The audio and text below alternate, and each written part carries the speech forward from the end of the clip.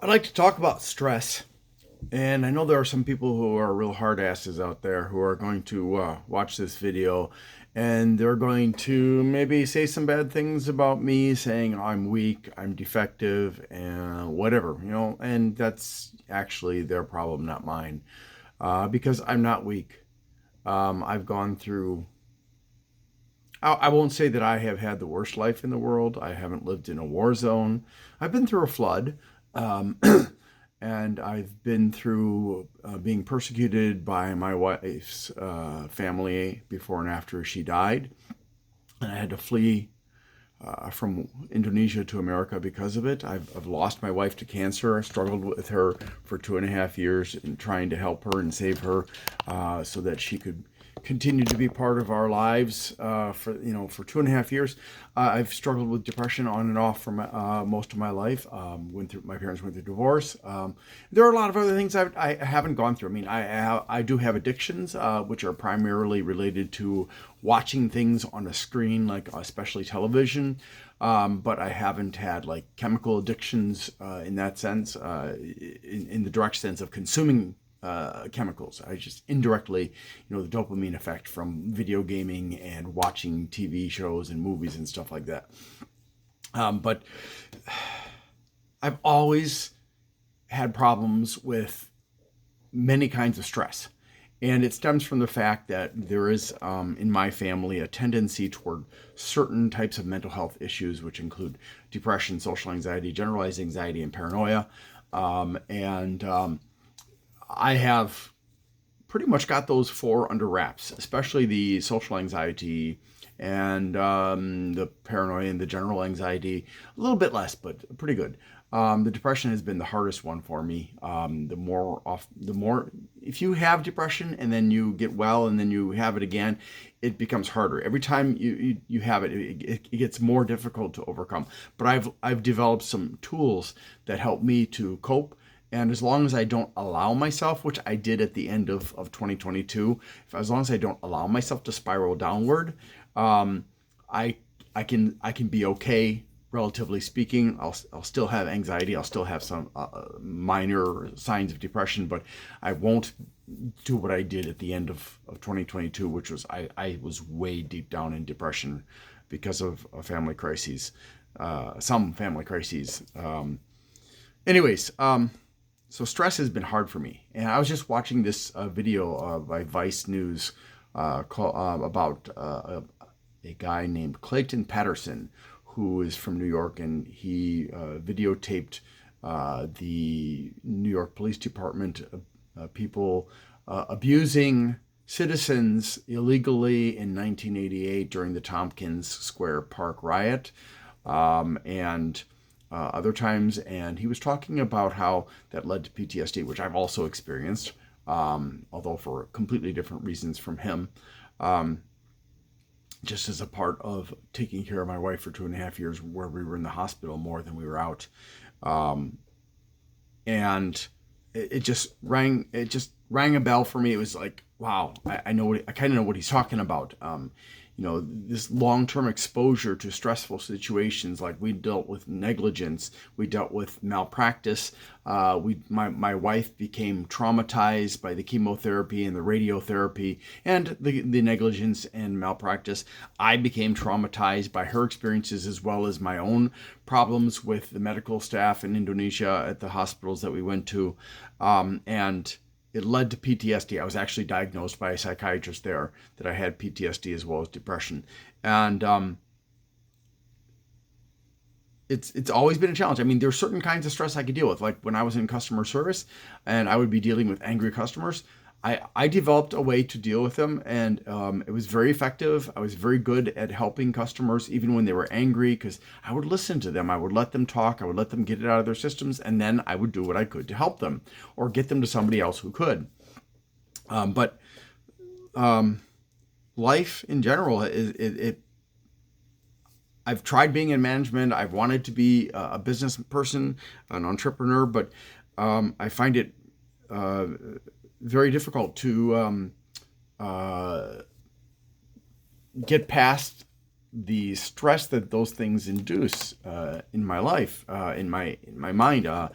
like a few days after the end of the year, I was just working on videos for my channels, and I started feeling anxious. And I was like, why am I anxious? I'm doing what I always do. But because of my mental state being so poor at that point, and we're just talking about, like 10 days ago, I was overwhelmed by the task that normally I would do. And I admit, in retrospect, looking back, it happens over and over and over again. I get to a point where it starts to overwhelm me. So I slack off and I let it build up. And then I'm like stressed out because it's all built up, and then I catch up again.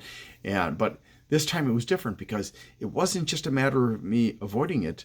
It was a matter of I was actively getting anxious while doing it. And I can only attribute it to allowing myself at the end of the year to become depressed because of the crises that we were experiencing in in my immediate family, my kids and I. There are people out there that handle stress extremely well. And I'm not talking about psychopaths. Okay, yes, psychopaths are very good at handling stress in general. Well, not all of them. But I'm talking about people in general that have just developed really amazing skills in dealing with stress in ways that allow them to remain productive, allow them to remain level-headed. And there are other people who can handle stress, but it's destructive in the sense that they don't take care of their health, they overwork, and they do other things that actually damage their physical and mental health. But for me, it's always been difficult. And there are a lot of other people that are just like me. I mean, I really, really wanted all of my life, my adult life, to have a business where I could earn enough money to be able to pay people well, and to be able to have a business so I wouldn't have to worry about the future, about my money situation and stuff like that. And yet I've never, because of mental illness, because of inability to deal with stress, because of anxiety, I've never been able to actually succeed at that. It's been very frustrating. I've learned all these skills in helping protect myself, in helping to minimize or get rid of mental health issues that I've had. I mean, I've gotten rid of 4 phobias. How many people have gotten rid of 4 phobias? Supposedly, that's not common to be able to get rid of phobias on your own, but I've done it. And all this other stuff that I've done. And yet here I am, 56 years old, and I'm still unable to figure out a way to get rid of the stress. Because there are things that I could be doing with my life that are better than what I'm doing now, if I could just handle the stress. So whether you're somebody who's dealing with stress poorly like me, or you're somebody who never has problems with dealing with stress, you have to understand that everybody is different in terms of how they deal with and react to different situations. Some people are reactive, some people are proactive. Some people can introspect well to figure out what they're doing wrong and some people can even come up with solutions, and some people can't even figure out what they're doing wrong, and they just repeat and repeat and repeat and repeat their entire lives until they die, or until they're killed by somebody else, or even by themselves. So if you're one of those people that thinks that just because you've been able to do something, everybody should be able to do it, I'm sorry, but you're wrong. I hate to say this. I mean, I've wanted to believe that we can all eventually reach the same potential, but the reality is we can't. We can all achieve our own best potential. But for all of us to be able to achieve the full potential of humanity is just not possible, because some of us are more flawed than others. Some of us have, either by genetics or by environmental factors, or both, we have more mental health issues and physical issues than other people. And all of those things, they impact our lives on a daily basis. I mean, I'll give you an example. I cannot be specific about this, but I know somebody very overweight. When I would talk to this person, they would speak in a way that I found a bit distressing. Not that the person was being rude to me or anything like that, but just that there was a lack of, I guess, social grace. It was just one of those people that when you talk to them, they make you feel uncomfortable. And it's not something like overt. It's just something you're like, I want to draw away from this person because this person is making me uncomfortable and I don't understand why. And sometimes that kind of a person is somebody who's dangerous, and other times they're just somebody who's struggling. So this person was extremely obese, and was eating a lot of fast food. And every time I saw this person, they were eating fast food, and they were on a lot of medications. And then months passed, and I didn't see this person, and I saw this person again, and they had lost a significant amount of weight, and I discovered they had bariatric surgery. Now, I am not recommending bariatric surgery. It's an extreme procedure that is only recommended for certain people, and it has definite negative consequences. But this person had lost a huge amount of weight, still overweight, still obese, but was off of most of their medications and was much easier to talk to. Now, still kind of because of years and years and years of being in that rut of being kind of socially graceless, still was kind of graceless, but a lot better, a lot less strident, a lot less over assertive in their communication, and a lot easier to talk to. And I told him, I said, I've always been worried about you, but I never wanted to say anything because I didn't want to offend you. But I'm so happy for you that you're taking these steps to turn your life around. So there are lots of ways that we can be negatively impacted. And you alphas out there who think that all the rest of us who aren't able to achieve what you are able to achieve, you lack understanding of human nature and its vast variety. And that is a weakness. That is your weakness, something that you should fix. You really should learn to understand the wide differences between all of us that makes one person able to handle just about anything. Another person appears to, but eventually cracks. And a third person can handle absolutely nothing and ends up a street bum. You just don't know what you don't know. And I encourage you to learn about it, because your short-sightedness, your lack of awareness of other people's flaws, other people's weaknesses, other people's problems, makes you an incompetent leader. And for those of you who are struggling, I encourage you, learn about what you're struggling with. Get professional help. If the person you're working with seems to be making you uncomfortable in inappropriate ways, move on to somebody else. If they don't seem to be able to help you at all, be patient. It may be you resisting. I remember one time, and this is just a very brief example. I remember one time I went to a kind of a therapeutic session at a nonprofit I was working at that involved the use of these special, and I can't remember what they're called anymore. It's like a metal bowl, and somebody rubs a stick around the inside, which makes this very interesting noise that's pleasant. And they have multiples of them, and they switch around. And I was invited to join all the other employees and volunteers to partake of this experience, and I'd never done it before. I'd heard the sounds, and I thought, oh, it sounds kind of nice. But I was very skeptical, especially when they started talking about the benefits, and it got a little bit too metaphysical and a little bit too weird. But so initially, as I was doing this, lying there listening, I was very internally resistant. And then I realized I felt this resistance, this stiffness inside of me. And I was like, well, I'm never going to achieve any results from this if I don't stop resisting it. And so I immediately dropped my resistance to it. Now, I'm not saying that this is something you should do in every case. I mean, if you go to a medium and you drop your resistance, you're going to get scammed. If you go to a psychic and drop your resistance, the vast majority of them are scams. If you go to a faith healer, you're going to get scammed. But if you go into a thing where you just ignore the weird things that they're saying that they can achieve, and you just go with the flow, either there's going to be a psychological benefit or there's going to be a placebo effect. Something might help you. Now, that doesn't mean it's a cure-all. It doesn't mean that it's the answer to all problems or anything like that. It doesn't even mean that you should give that person money. But it does mean that in some way, there's some therapeutic value for you with that thing. Okay?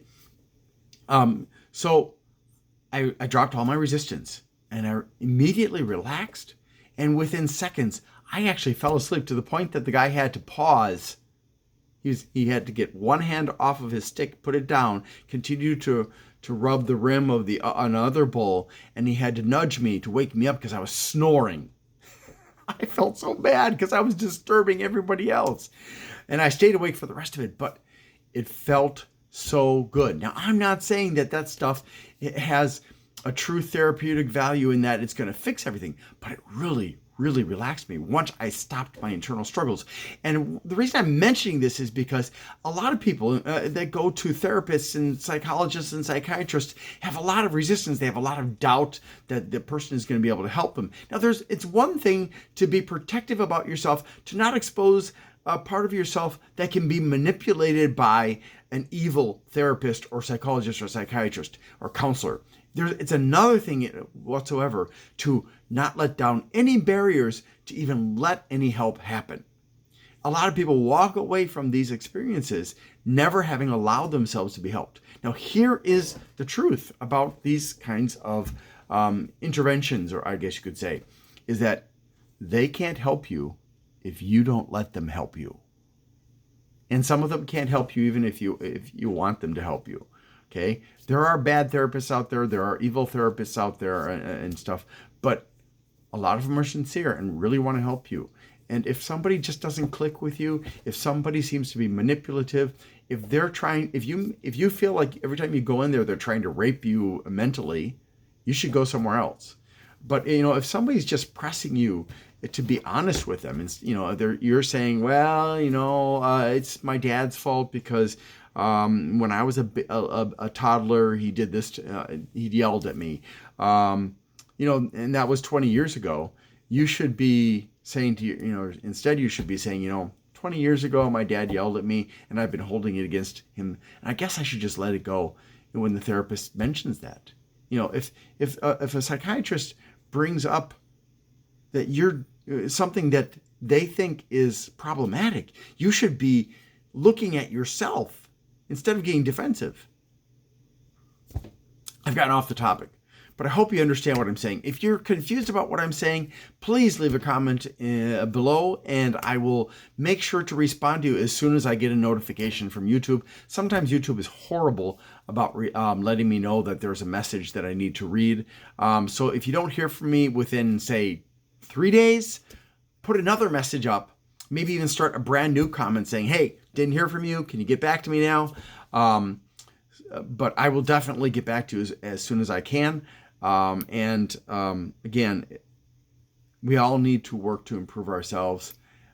When we deny the truth to ourselves, when we deceive ourselves, that is when we do a great disservice, not just to ourselves, but to everybody around us. So no matter what your problem is, whether it's an addiction or mental illness or physical illness, you're hiding behind body positive so that you don't have to admit that you have an obesity problem because you overeat or you eat too much fast food or whatever it happens to be. You're using steroids so you can be a massive bodybuilder. It doesn't really matter. If you're not being honest with yourself, you're hurting yourself and you're hurting the people who care about you. And ultimately, I can't help you. I can give you information. I can tell you how I have solved problems. And those solutions that I use may work for you and may not. But if you're not willing to be honest with yourself, if you're not willing to help yourself, no amount of knowledge is going to make any difference. For stress, for anxiety, for depression, for phobias, for fear in general, for any kind of a problem, you are your greatest barrier. So take down those barriers. look at yourself honestly in the mirror and say, these are my problems and I need to fix them. And it doesn't matter what your problem is. I mean, I'll go out on a limb here a little bit. I'm going to say, even if you have serious problems like schizophrenia or antisocial personality disorder or borderline personality disorder or dissociative or whatever it is, you can seek help and you can potentially help work on yourself. I mean, fix yourself. But if you can't, get help. Get help, okay? There's got to be a way. Look online for resources and look at reviews to make sure that the people you're going to are not disreputable.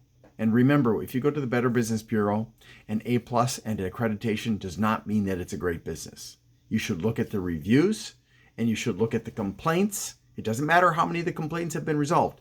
What's important is, are there a lot of complaints, and are they valid complaints or just nonsense complaints? Oh, I didn't give it. Or this person said that they were going to charge me $200. It ended up being $2,500 and blah, blah, blah, blah, blah. It was supposed to take a day. It ended up taking 2 weeks. You have to look at the difference between a legitimate complaint and somebody just being a whiner, okay? If you see a lot of complaints about a company that are legitimate, don't do business with that company. All right. Well, finally, again, stress affects everybody differently. Some people become physically ill. Some people become mentally ill. Some people become both. Some people are just like a rock. They don't seem to have any problem whatsoever. Everybody's different. And you have to learn to try and figure out techniques to deal with the type of stress that you are under. Sometimes it's just as simple as remembering, the fight, and freeze. Well, in the world of dealing with problems, it converts into flight becomes running away from a problem. Fight becomes facing a problem and trying to get something changed. And freeze means accepting. So, or there's the old proverb, I believe it's Lord. It's a Christian thing, I think, but it applies to anybody. It doesn't have to be Christian. Grant me the strength and wisdom to know the difference between what I can fix and what I can't fix. And if I can fix it, I should work to fix it. If I can't fix it, there's no way to resolve it at all, I should accept it. And if it's something that's unacceptable and I can't fix it, I should remove myself entirely from that situation. And along with that, remember what the wise turtle in Kung Fu Panda said. Tortoise. The past is history. The future is a mystery. Now is a gift. That's why we call it the present. Thank you so much for watching. I hope this will help you, and I hope you have a wonderful day.